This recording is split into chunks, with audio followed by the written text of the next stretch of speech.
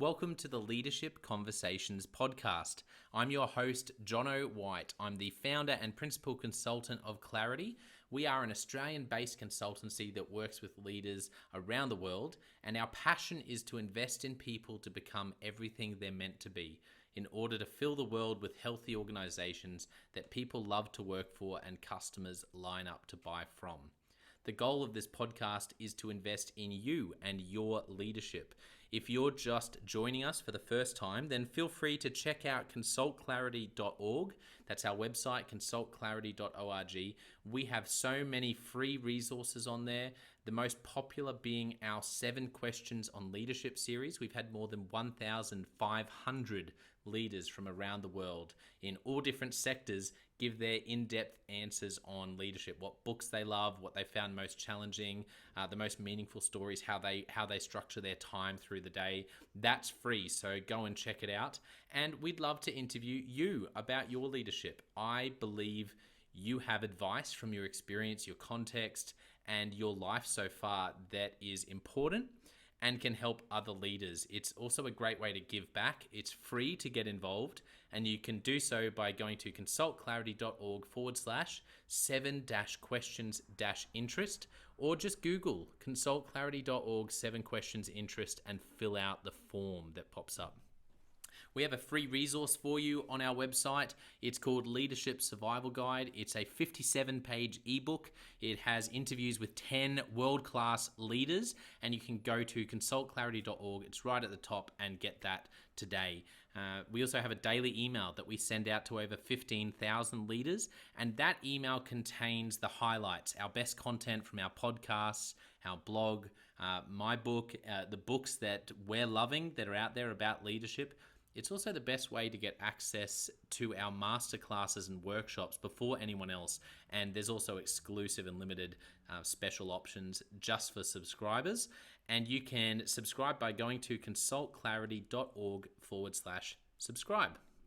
Now, my gift to you is to work incredibly hard to provide the best leadership content I can to invest in you and your leadership. So if you're finding our content helpful, if you find this podcast helpful, then your gift to me could be this. If you do find it helpful, then write a review or rate our content and make sure you subscribe or follow. I can't emphasize enough how helpful that is. It really does help us to get the word out there so we can invest in more leaders to become everything they're meant to be. It also means a lot to me personally when people like you and people in our community share our content on social media. So if you do that, then please do look for me, Jono White, to tag me, and look to tag Clarity on whatever platform you're on. And our team, including me, I'm always looking to see when people have mentioned us so that I can engage with you. And also we look at sharing content. So if you write something about something we've done, there's also a good chance we'll share that with our followers. So if you could do that, that is a massive, massive help as we try to invest in as many leaders as we can around the world. Last of all, you can check out my book about how to deal with difficult people even if you hate conflict. It's called Step Up or Step Out. It's available on Amazon. You can just look up Step Up or Step Out Jono White, or you can go to store.consultclarity.org/book and check it out there. I have coached leader after leader after leader, and in more than 50% of the sessions, this topic comes up. How do I deal with this person? I'm finding it really difficult, and I just want to find a way that doesn't blow up, to do just to have a difficult conversation, to lead them better. How do I do that? There's a 3-step process that I outline in this book that I believe can help you. Okay, let's get into today's episode of the Leadership Conversations podcast. Enjoy.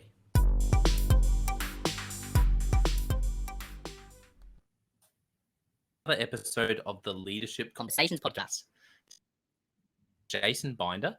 Jason is the Chief Executive Officer at Respect. Welcome to the podcast, Jason. Thanks, Jono. Great to be here.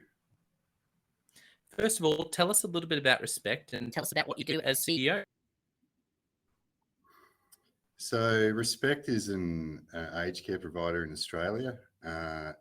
We provide residential aged care, and we're also moving into the home care and retirement living space more than we ever have. But the organisation started in regional Australia and quite small, and it scaled quite quickly. So it's grown from a small organisation to a fairly large organisation now with 1,500 staff. So that's been, it's been exciting. I won't say it's been, well, it has been challenging at times, but yeah, it's been an exciting journey.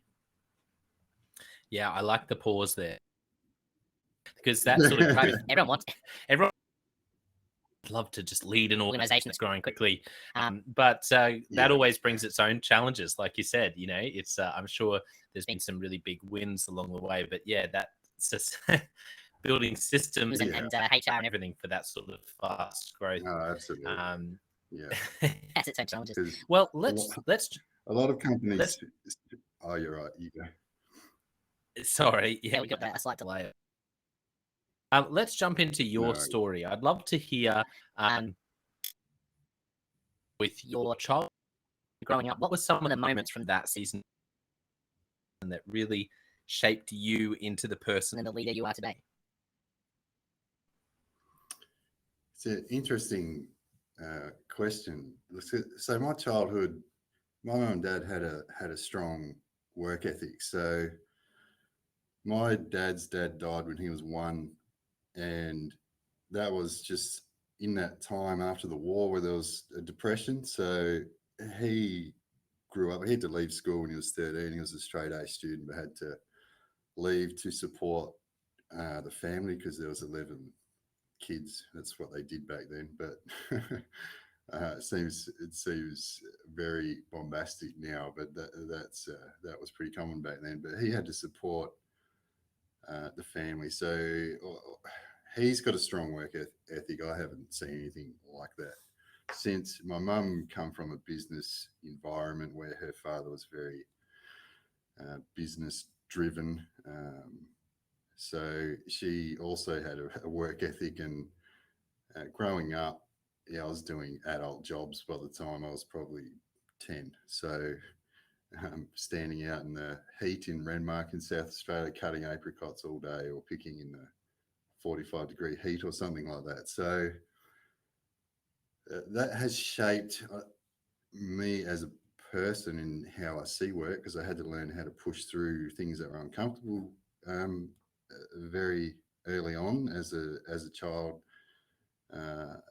and moments of work where it's like, man, this sucks. I mean, it sucks standing there all day cutting apricots, because this was before machines. So how they are in the supermarket where they're dried and they're already in half, well, that used to be me standing at a tray cutting them all day. So for not much. I don't know if there was industrial relations laws or what back then, but it wasn't for much. It was for $1.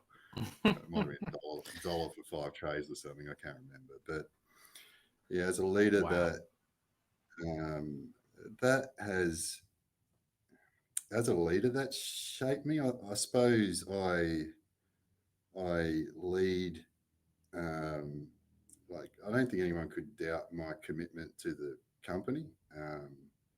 Maybe just because of the hours I put in, but I don't necessarily see them as work hours either, because I love what I do. So I think that's that from my childhood. That's one big thing. The other big thing I had to learn from was I was married as a teenager. So that kind of spiraled into like daily use. So I was like those people you see in the mugshots in Facebook that everyone makes fun of, but it's so I was pretty bad as a teenager and had to get out of that, and I think I learned a lot of sort of determination and self-reliance through having to do that. So it shaped me as a leader. I'm a pretty determined person. Not sillily determined. Like, I don't just go off in a direction and don't listen to anything anyone says, but certainly if I think it's the right direction to go, I'm pretty determined that we can do it. Yeah, thank you for sharing about both of those things in your childhood, because that's why I love asking that question. What's the connection between cutting apricots for $1 for 5 trays and Mm, leading an aged care provider with 1,500 staff? Well, Jason can, yeah. because it's work ethic. Yes. Is it's something that gets instilled in you. I'm interested as well, the determination required to turn around as someone at a young age who's addicted to something and to leave that behind. Um, as a leader now with 1,500 staff, when we talk about work ethic and determination, how what have you learned? Like, how is that important for you as a leader in managing people, and how is that important for your leaders that are managing people in your teams? Um, how have you seen those traits come to the fore for you and your people? Work ethic and determination.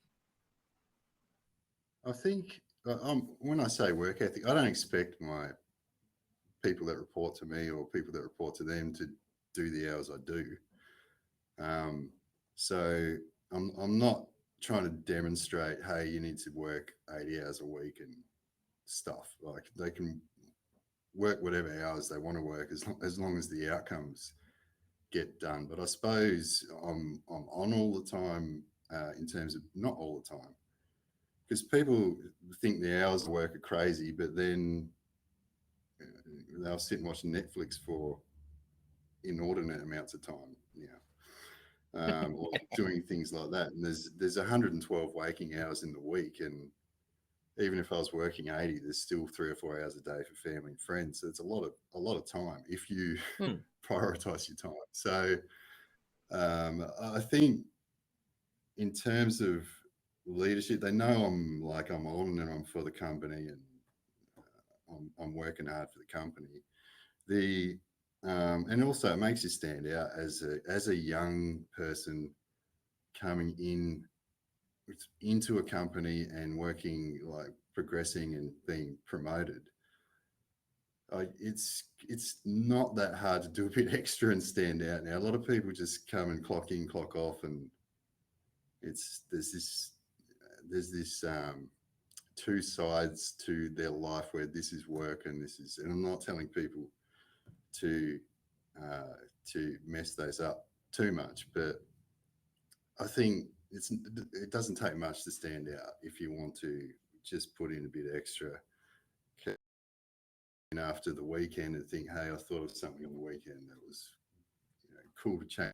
It's going to make an improvement. It could be anything like that, but I don't think it's hard to stand out like that. The determination is, I don't.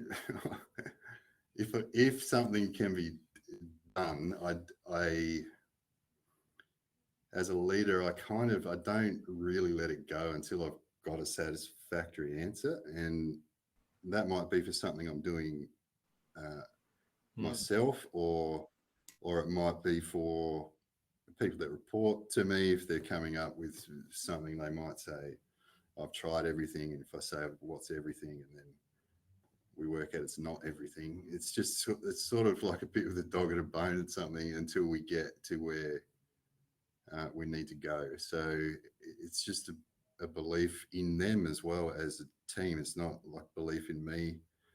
You don't get anywhere on your own. You absolutely need a good team. And I just believe we can do it.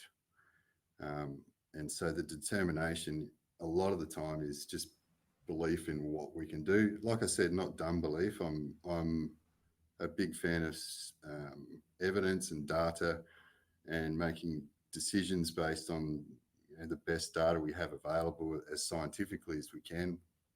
But definitely, I've got a lot of faith in our ability to, if there's a problem, that we can solve it. So I think that's how Hmm. it shaped me as a leader. That aspect of my childhood. And I can hear how it seems like that trait of I won't let something go until I have a satisfactory answer would be important in the industry you're in, because for people outside of Australia, the aged care industry there's been a royal commission. There's some uh, I guess there's some big changes being required across that sector. I think what organizations within the aged care sector need is leaders to do this. And so I find it that's something I just, it sounds internally in hearing your story, I can hear how that would be great for you to have as someone leading an organization in the industry you're in 2022. I think it's super important because the industry is going through unprecedented change, and that's from the Royal Commission and the recommendations. And the government have a mandate to put them in on the timeline that the Royal Commission recommended, which is, I'm not saying they shouldn't be doing that. They need to do that. And as the industry, we need to get through that period of change. And for me, that is, I've got complete faith we can get through it, and we can problem solve things as they're arising. I mean, some people, there's a lot of government involvement in aged care, and it's a double-edged sword because you know what changes are coming. So as an industry, we know that these are the changes that are coming. We don't know the details, but we know certain things they're big changes that will require a lot of operational change and a lot of management, but we know they're coming. In any other industry, you don't know it's coming. So I think there's a degree of stress in the industry just because we know it's coming. No one's stressed about COVID-19 before February 2019 because they didn't know it was coming. But we've got this, right. We know what's coming in 6 months, we know what's coming in a year. And sometimes you just need to back yourself in and kind of forget about trying to predict a future that's probably not going to happen anyway. I think you need to look at it sensibly and figure out, well, what resources are we going to need? You can put some rough plans in place, but all you can do is your best and then not try to.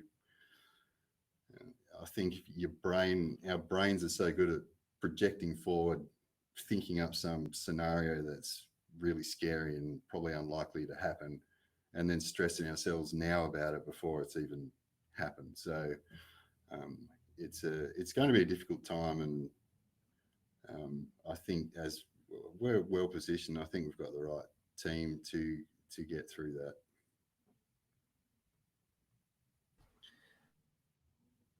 I think it's a big challenge to be leading in the industry you're in, but what an amazing, I just think it's one of the most important areas of our society. So I love that we have people like you who are determined to see and lead change. It's awesome. Let's jump into your story again and hear.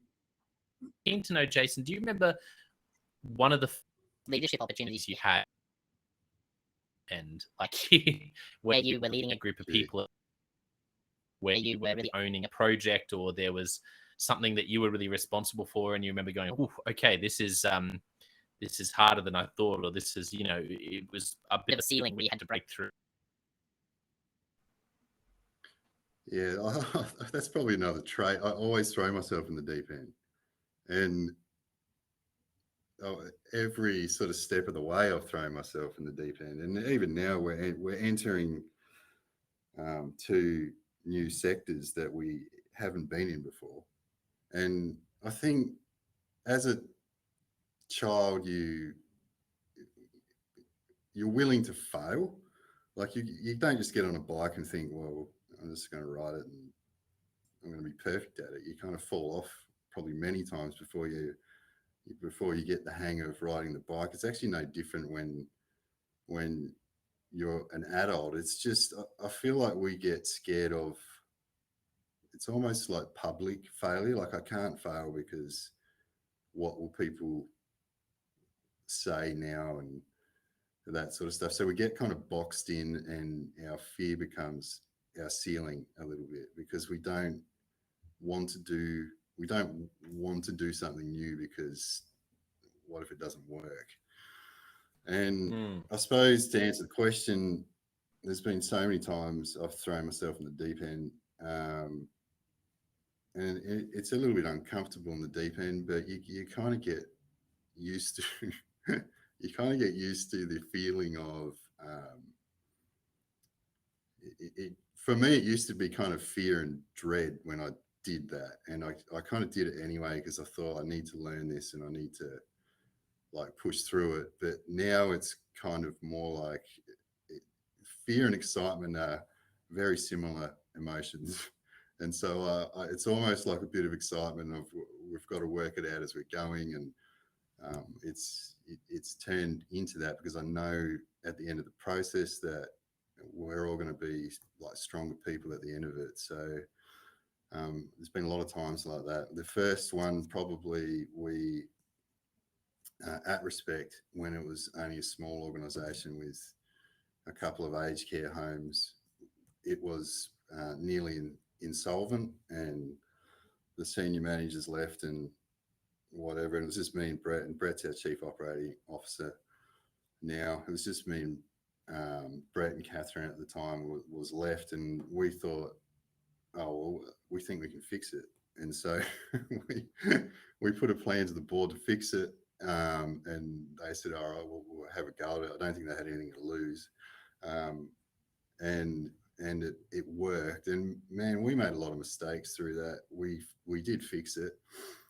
The implementation of it and the change management and everything is, if I look back at it now, it's kind of humorous the way we did things. But again, that's just like riding the bike. You've got to like just get on the bike and have a go, and no one learns any other way. So and I don't learn any other way. The person now running a $150 million company, I can't run this Jason can't run a $1 billion company. So if I want to run a $1 billion company, I've got to Yeah. be like I'm running a $1 billion company, and you can't do that without just throwing yourself in the deep end a few times and doing things and taking some knocks. You just can't. So yeah, it's really from me to, if I'm not in the deep end a little bit, I'm actually a bit unsettled. Like I'm really not getting the most out of life that I could. So yeah, really important for me. Yeah. It's funny how often this has come up in the year of just being willing to dive in and give things.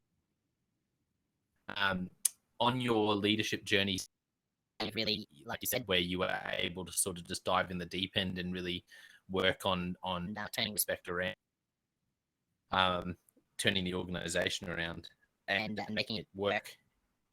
Are there, what are some of the aha moments, or is there one that comes to mind as you've been, but also growing as a leader? Any aha moments that really where you made a mistake and really learned a pivotal lesson, or through something that everyone thought was impossible? Any aha moments that come to mind? I think the biggest ahas are probably just they're probably my personal life. So not in a business sense. Like there are a lot of things in a business sense that were aha moments. I mean, one of the big aha moments is when you really understand that people from the outside look remarkable.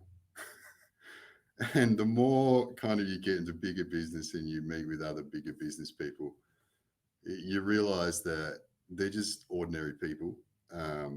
But you don't know they're ordinary people because you're not mixing with them in their everyday life. But it's really when you're not,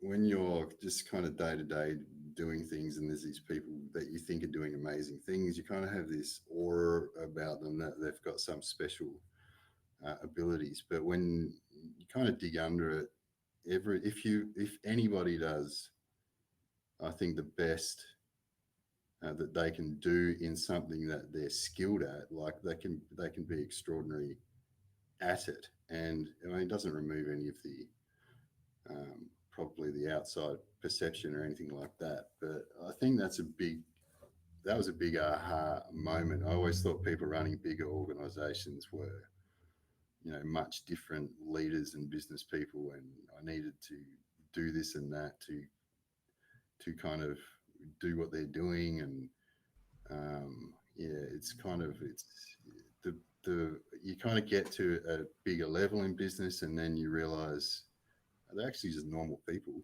And I don't think it'd matter if I was running a $1 billion company or a $10 billion company or $200 billion company.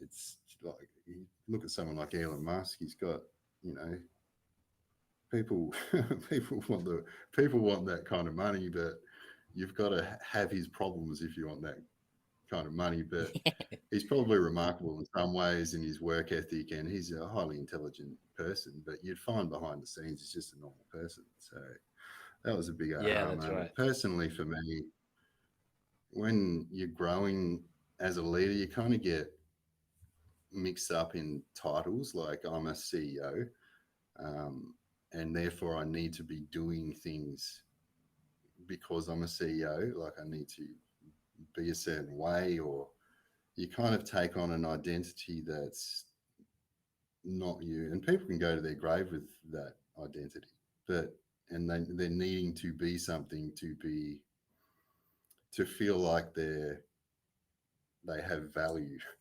And I know I've got value now, and I've learned all this, and this has made me a Mm. better leader. Because if you're trying to be someone, you usually end up being not a very good leader. And if you're under pressure, if you're trying to be someone, you're just going to end up under pressure because you need to be an exceptional CEO. Or I've got this track record now of all this growth and all this stuff happening. So is there an external perception now that Jason's this amazing business growth person and he does, and uh, what's Jason going to do next? And all, you can start wearing all of that and actually start believing that's what you need to be, but that's not who I need to be. I don't need to be a certain business person. I don't need to be a title. I wasn't born with any of that. I wasn't born with CEO stamped on my head. So I think it's important, and my kids don't care. They don't care what company I run or what I'm doing. They just they just know me as dad. So you kind of need to. It's easy to get caught up in all the business stuff and what are you doing and looking at the numbers and how do you compare, and it just kind of leads to a road of misery, and also pressure. And people don't perform well under pressure because you look Mm. at any sport, someone's trying to kick a goal or throw a shot in basketball or whatever they're trying to do. The more pressure under, the worse they perform. So it doesn't actually do any good to have all that pressure on you. It actually makes you lead worse. When you don't have the pressure, you can just kind of get up and be creative and lead out of a spirit of Mm. just innovation and creativity rather than pressure and expectations and burdens. And you're just going to, that stress is just going to come out in wrong ways. You're not going to lead very well. You're not going to make good decisions. So that was a really important aspect. It's kind of a personal life aspect, but it applies across business because you just perform better. Yeah, it's it's I think it's one of those things that's really hard to for people to learn or be trained in. I think it's something that you have to walk out. You really do have to live it out to find that lane and really work and how to lead from there. And I definitely know for me, it took me a long time to work out who that was as well, because I saw great Mm, leaders and I thought that this because this isn't me. But I only worked that out by stepping out, like you said, and actually jumping into the deep end and having a go myself. That was when I yeah, realized, okay, that's not me, and this is what I'm like. And then I got comfortable in my own shell. Yeah, absolutely. I think it's so important to do that. Absolutely. Well, Leadership Express, I've got a few questions for you. The first question, Jay, what's a book that you have gifted to others or recommended? I kind of don't, because for me, I'm actually known for, I haven't read a fictional book. I've only read non-fiction books, and I've read thousands of non-fiction books. And I kind of start reading a fictional book, and I'm like, oh, I could be learning something. So I kind of I end up not reading it. So, but what in my own journey in life, I've kind of just picked a book that is relevant for what's next. Well, I feel like what is next. So it's kind of very fluid. Um, and so to do that for myself and then kind of for other people, I'll probably just kind of figure out, well, what might be relevant for their situation, and give them a book that might fit. So, and I'm kind of not a follower of any one person or theory or anything like that. When you've read that many non-fiction books, you realize there isn't really one answer. There's not even 10 answers. There's not even 100 answers. And the answers depends on the situation. So I kind of just select it as I'm going. Yeah, I think it's. I've had a few people with that same sort of answer. Are there stand out to you as had a particularly big influence on you? Books that you've read them at a crucial time, or they really gave you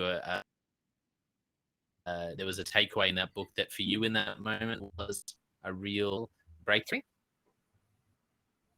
I think, yeah, there's definitely been moments like that. Probably a recent one was it's a book called I Am That, and I probably wouldn't recommend anyone just read it. You probably you need to have a. It's very deep and heavy. It's an ancient Indian philosophy called Advaita Vedanta, and it's about a guy that practiced that, but he had a lot of people coming to him to ask him questions about life, and so they ended up recording it because he spoke in Indian, so um, they had to translate it, and so they ended up actually just recording the translations, and it's ended up in a book. The guy's um, he's passed now, but there's a book of just the conversations he's had with people that came up to him to ask him all these questions. And one of the things in there was that he said something that's just struck out to me, because the guy that was talking to him was trying to tell him that he's a guru and he's a master and he's this and that. And he said, I'm not any of that. That's just your opinion, and your opinion could change tomorrow and you not think that. And he said something which was, he said, my opinion of myself doesn't even matter. And I kind of thought, well, that's really interesting. And there's this thing now about having a healthy opinion of yourself. And the theory is that you need to not have a high opinion of yourself, because that will mean you have an ego and you're perhaps arrogant and those things. And you can't have a low opinion of yourself, because then you'll be depressed and have anxiety and other issues. So you need to have this perfect opinion of yourself, which is actually impossible. And there's this dichotomy of you need this opinion of yourself. And I never actually thought before, man, a lot of problems come from actually having an opinion of yourself at all. If I think I'm a great business person and then Hmm. something fails, that will that will cause a lot of emotional discomfort. If I've got a low opinion of myself as a business person, then I'm really not going to perform very well, because obviously I'm going to play out what I'm thinking. So I think the best space to be is actually to have no opinion of yourself at all and just get up and do your best. And so that's probably something that stood out. There's a lot of words in the book and it's very heavy. Like I said, it takes a lot of reading. I might read 1 or 2 pages and then absorb it and then have to kind of go back to it the next day. So, yeah, that's probably something that stood out of that book just recently. Yeah, no, I love it. Really interesting concept. What Mm. is a recent leadership lesson you've learned for the first time. lesson It's recently you've been reminded of it. I think probably around that, actually, because we had a bit of a, it was just a little situation here at the head office where I had all this kind of furniture put in and got the office styled for the staff and stuff. Um, and then over the weekend, like I came in, it was all shifted around. And I had to shift it back. So I wrote an email, hey, can you not shift the stuff because I got to put it all back and everything. And then the staff wrote back this kind of email back saying, well, this is wrong with it and that's wrong with it. And what about this and that? And I kind of got upset about that. But again, it is about having an opinion of myself. So I'm the CEO and maybe they shouldn't talk to me like that. And there's all these rights and wrongs associated with it. And in reality, there is no right and wrong. There's actually a poor moment of leadership. I didn't react like get angry or anything like that, but I just kind of addressed it in an email rationally, but it was just a bit blunt. So it wasn't a great leadership moment. And really, it was about really my ego. And I think most of my leadership mistakes have been about ego. Yeah. What advice would you give to Leaders about how to lead and to minimize ego? What are you learning? I think a lot, really. Like for me, it's really understanding if I have a negative emotion, I kind of pause and go, where's that coming from? And we respond to things like they'll call it conditioning in psychology. It might be a behavioral adaptation in evolution, but they're not conscious things. And you see people all the time, you can see their problems, like it stands out to you or to anybody that this person has a problem, but they're oblivious to the problem. And it's because they haven't rationally thought to themselves, hey, I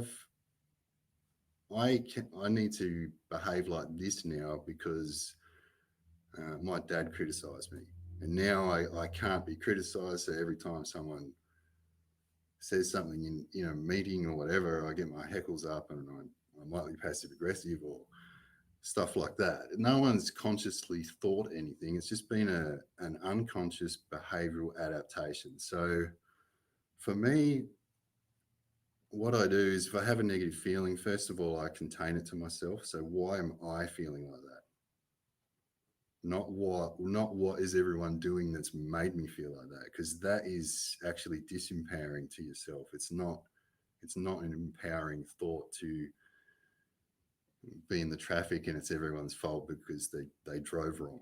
Like, why are you getting upset? What's causing it? And perhaps psychology nowadays doesn't like to dig into your past, but I certainly do have when I do that and I just think about what is it that is causing that emotion in me. And I certainly do go back to my past, and it's really helpful to understand, well, that's why I'm responding like that. And I feel like once you shine a light on that and can kind of understand, hey, that's what's causing that emotion, it dissipates. Particularly um, if you then sit on it and kind of think about it. Because if you have a negative emotion like that, let's say it, it, it was a highly critical father, and I can say that because that was that was one of mine. But so what would happen to me then is I would live my life anticipating that someone was going to criticize me. And so when you're living your life anticipating that someone's going to criticize you, something small that someone says that's nothing to do with the criticism, you're going to take as a criticism.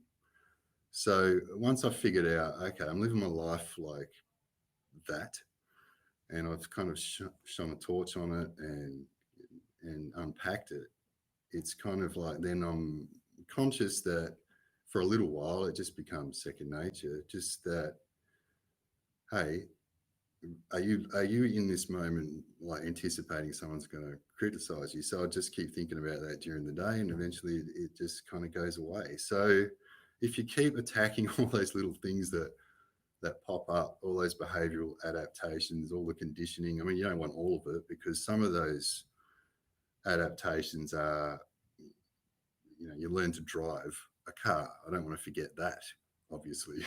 So it's but that it's a subconscious thing that you learn. I drove to the office today. I didn't think about how to do that. I don't want to forget that subconscious stuff that I've learned, but some of the subconscious stuff that causes negative feelings in you, because negative feelings come from you, they don't come from outside.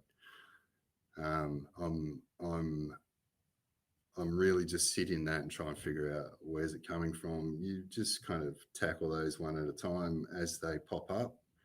And you'll find the more you kind of dissipate those things get thrown in your life to test it. So it's it gets a lot better, and you kind of, I don't have many negative emotions now just through that process. But there's always a test. I'm sure there'll be a test Mm. coming up. Life is not just some straight line where, if you went to the movies and you watched the show and the person's life was perfect, it'll be the boringest hour and a half you could possibly think of. So, and life's not like that. We don't necessarily want it like that, but in the moment, it feels Mm. like this is the biggest problem. But really, it's an opportunity to really Mm. understand yourself. How did you first come to understand that About yourself as an example? Realizing that you had that with your dad being critical, that you were thinking like that. How did you have that breakthrough? Because there's a lot of people listening who might be going, I want to understand that about myself, but where do I start? How do I what my triggers are, or how I'm wired? I think it's when you it is, for me, it's about emotional discomfort. So what is causing me like emotional discomfort? So let's say I got criticized and that upset me. Well, even the terminology there is wrong, and you got to watch words, because that didn't upset me. I upset me. And so it's really, let's say someone criticized me and I got upset. It's really sitting with it and going, why am I upset? Like, the first thing is the person hasn't even criticized me. My dad didn't actually, this might sound crazy, but he didn't criticize me. He just said some words, and he has his own past. I already said on the podcast that his dad died when he was 1. He had to leave school when he was 13, and all this sort of stuff. So he is kind of living the best life he could live. And he said some words to me as a kid, and I took it as criticism. And you need to be real with yourself, because your brain or your ego, whatever you would like to call it, wants to be right about itself. So if you want to have this feeling of, oh, my dad criticized me and all this sort of stuff, you kind of skew the event. Like when I think about it now, yeah, he said some stuff. My older brother, though, this is the exact same family. He didn't take it as criticism. He just kind of laughed it off, made a joke to dad about him being grumpy or something or other. It didn't affect him whatsoever. But here's me over here. I've got this behavioral adaptation and this conditioning, and my older brother's probably got some other things that I don't have. But you have to look at it realistically about, well, the problem is with me because I'm talking about stuff that happened 30 years ago. And so for the last 30, my dad's not sitting here criticizing me. So who is creating the problem? It's not him, it's me. I'm creating the problem. He's not here criticizing me. So where's the problem? And so in a way, I had been punishing myself for that period of time. He's fine. There's no problem with dad. It's me that's had the problem the whole time for the period of time that I had the problem. So so I just kind of I sit on it and figure out what's causing the negative emotion. I contain it within myself, which is really important. Because if you start blaming your emotions on other things, it's just counterproductive. It makes you a victim. It disempowers you to solve what is it I need to dissipate. Yeah, that's so good. Such a great process. And And if everyone do a deep dive and understand ourselves better, the world would be such a better place. And leading people would be so much easier as well, because I I think what you just articulated is where so many of the challenges with interpersonal challenges between people. Oh, absolutely. I think there's a lot of conditioning, and I'm not perfect either. I mean, most of the time, I'm running a big company. I'm scaling the company. My wife's got a business. I've got 5 kids, and most of the time, I don't experience stress. And there's this dichotomy of you need to be. And this is another kind of thing I figured out. It was only the other day I was talking to my wife. There's this dichotomy of you need to be in the rat race and achieving things and doing all this stuff, and that's stress. And then, or you need to be on a mountain somewhere, meditating, floating in the air with your legs crossed or whatever you're doing, and then that is peace. And there's no thought that, hey, you can be doing all these activities that would normally be stressful and not actually be stressed. And even saying it, do people really believe me? But it's true. Like 99.5% of the time, I'm not stressed. Yeah. And is the secret to that What you just unpacked is there anything to do, such a challenging role and live such a full life without much stress? I think definitely I put structure around things. So our household, and my wife is brilliant at that too. So our household is we make our children responsible for doing a lot of things, and there's consequences and follow up and all that. It's a fun family. It's a really fun family, but there's also quite a lot of structure, which makes it easier. So there's definitely that. But even then, if it was chaotic and there's kids running around and all this stuff, if I'm getting stressed about that, I'm getting stressed about that. They're not causing it. And so, yeah, that is part of the secret to it, I suppose. And also, I think it's not fighting life and it's seeing things as an opportunity. So, like I said, there's going to be things happen to me, and maybe I'm going to get an understanding. Hey, I'm not liberated from that yet, and so there's going to be some discomfort. I'm sure that's coming up in my life, but definitely it's accepting life as it comes as well. There was a lady, what was the book? I can't remember the book. I think her name was Byron Katie, and one of the quotes that stuck with me was she said, if you fight life, you lose, but only 100% of the time. So it's really about accepting what comes. You can't change. You can't go to your past. Your past is a memory.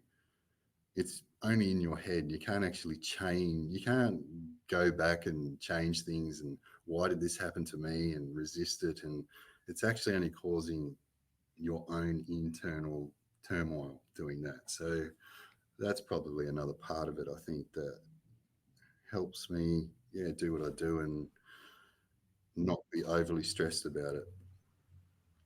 Yeah. Absolutely. Last question for you. This has been wonderful to get your thoughts. Last question. If you could only give one piece of leadership advice To a young leader, Do it. Go on the deep end.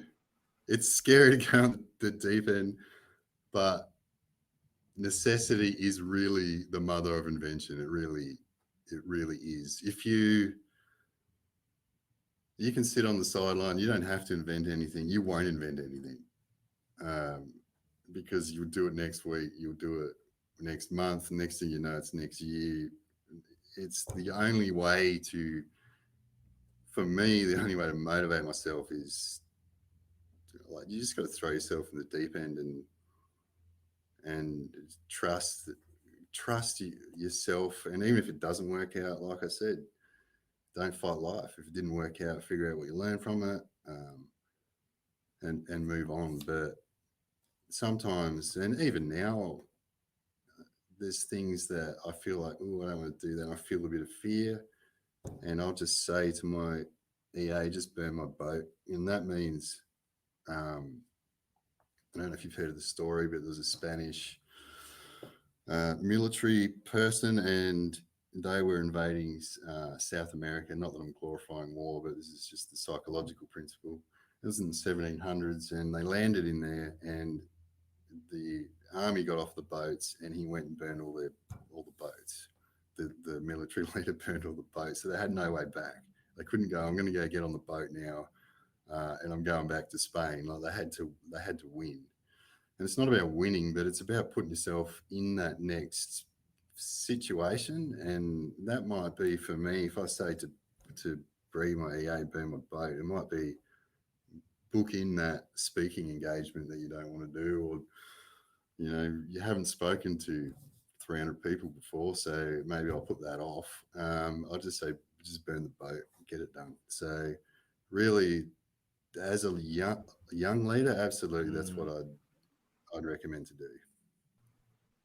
Yeah, and then that keep story, going. but it's a wonderful filter for leaders to have, is to commit and burn the boats and step fully into whatever it is. And of all the that have come up in 150 plus episodes, that's one of the top things I've heard from leaders after leader is, I just gave it a go. Yeah, I just stepped out. I didn't think I was ready, and it was a big toxic sort of took it on and tried it. And so yeah, I think it's wonderful advice. Step in, and for all of us, I think we can think about it's good to ask, what are the boats that we've kept there in case, and what does it look like to burn the boats, really step into the next opportunity that we might be scared of.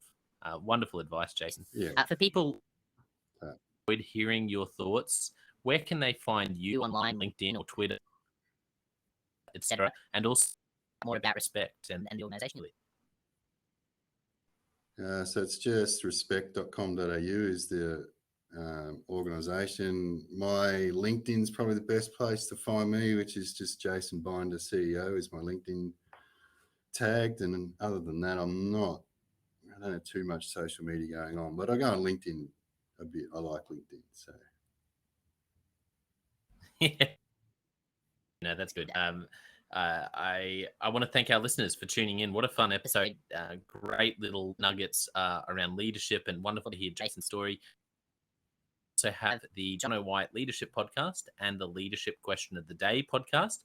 Two other places you can go to continue to invest in your leadership. But I want to say a massive thank you as we finish up to Jason. Thank you for being so generous with your time, for vulnerably about your story, and I think putting your money where your mouth is for people to think, oh, Jason needs that 150 to get to just hear you chat about life and leadership and ego and just being so real. I think it will encourage a lot of people to give things.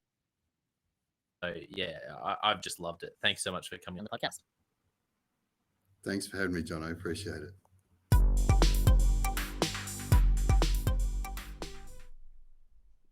Well, I hope you enjoyed that episode of the Leadership Conversations podcast as much as I did.